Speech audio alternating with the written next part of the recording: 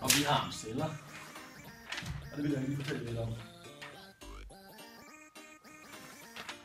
Det første vi snakker om, det bliver en dyrecelle.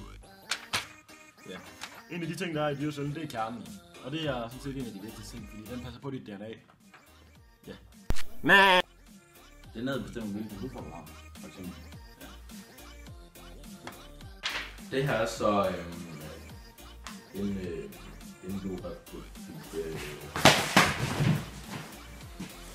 det hedder endoplasmatisk reticulum. Ja, endoplasmatisk reticulum. Det her er sådan en ro endoplasmatisk reticulum, og den danner protein, og ribosomer sidder fast på det.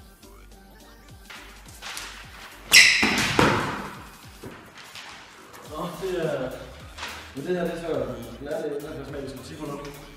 Og ja, som I kan se her, så danner den fedt.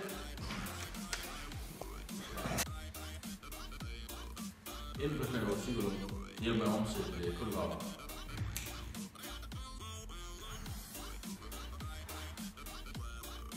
Så gør det kun på ret tid.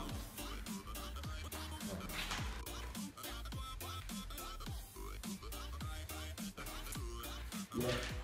Her på E-hjernen sidder der sådan nogle ribosomer.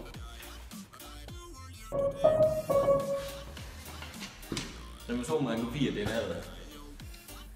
Og ribosomen, det aflever så også RNA og laver proteiner.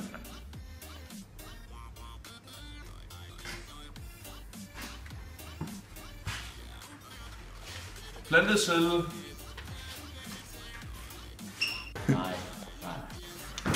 Nå, i gang? Okay. Ja, det er grønnekorn. Og grønnekorn, det sidder i bladet. Og det er dem, som er med til at lave fotosyntese. Og har du filmer?